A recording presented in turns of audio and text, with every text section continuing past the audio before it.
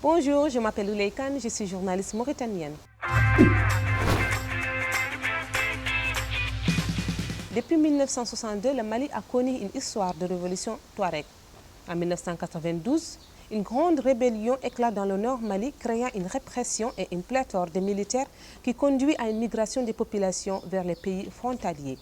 Des attaques en 2006 et 2007, des enlèvements et des situations violentes dans des zones d'action d'Al-Qaïda du Maghreb islamique. Le nord Mali a connu une grande mutinerie touareg. 3 régions se sont transformées en champs de bataille et cela jusqu'au lancement de l'opération Serval en 2013. Depuis 1992, la Mauritanie accueille des centaines de réfugiés maliens. Du camp d'Embera à Nouakchott, les aventures sont parfois caillouteuses mais pleines d'histoire pour ces gens. Et c'est toute une histoire d'une Mauritanie qui sauve. Je suis là depuis 15 février 2012. Depuis lors, je ne suis pas sorti de la Mauritanie dans les camps précisément. Ce qui nous a poussé, c'est qu'il y a eu l'armée qui est là à tuer de nos parents. Plus précisément même dans mon village où on a fait des grands massacres. Nous avons perdu beaucoup de chefs de famille qui ont laissé leurs enfants derrière et donc c'est que ce ne sera pas facile.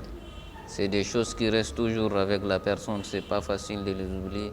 Si nous représentons presque la deuxième ville mauritanienne en population, nous sommes actuellement 70 000 réfugiés. Mon seul espoir, c'est de retourner dans l'Azawad.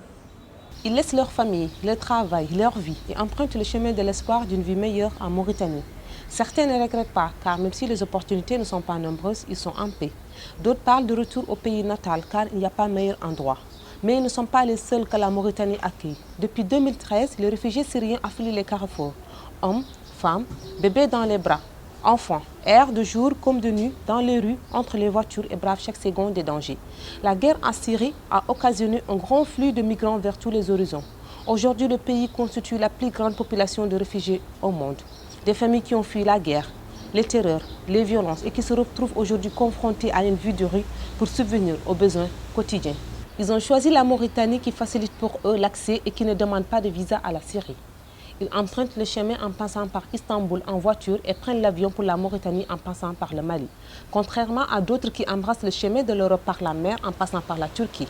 Écoutons ce témoignage de cette dame qui a dû quitter sa vie bourgeoise en Syrie et qui se retrouve en Mandji, dans les rues de Nouakchott, pour subvenir aux besoins de sa famille. يعني احنا هربانين من الحرب، يعني مش هربانين يعني عشان نجي نتكيف هون او نتصيف. جينا هون تغير كل شيء علينا. يعني بيت الاجار 40,000 ويا بالشهر. ميتنا يعني مشترى. يعني ما عندناش معاش على السوا. يعني اجباري عم نتسول على الاشارات. الاولاد الاطفالات ما بدهم ياكلوا ويشربوا، ما بدهم مصروف، بدهم كل شيء. ونحن مو موجود عنا كل شيء، واحنا محرومين من كل شيء. وغصبا عنا نطلع نفوت على الاشارات ونطلع، يمكن شفتيهم انت. مجبورين، لو لما اننا مجبورين ما نساويها. احنا في سوريا ما كنا نساوي هالشغله كلها. انا كان زوجي دكتور اسنان، يعني دكتور كبير وعنده عياده وعنده كل شيء. انا ما بعرفش الشارع فيه ايه في سوريا. خطر علي من كل النواحي، عندي اطفال عمره 4 اشهر طفيلي. مجبوره اني يطلعوا، صار له نهارين عيان.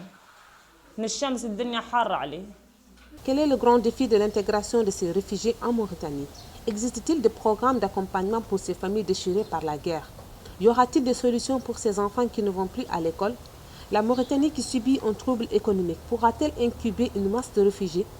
Ils sont des centaines en Mauritanie à trouver refuge. Qu'ils soient maliens ou syriens, le désert est devenu l'Eldorado. Certains gardent des souvenirs atroces de leur pays et ne voudraient nullement y retourner, pourvu que la paix y règne. D'autres essayent d'oublier, se construisent une vie, mais c'est toujours sans travail et une famille nombreuse à nourrir.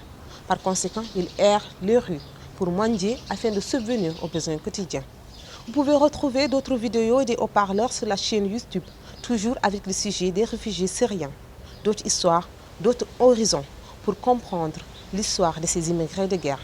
C'était tout pour ce coup d'œil sur les réfugiés maliens et syriens. À bientôt.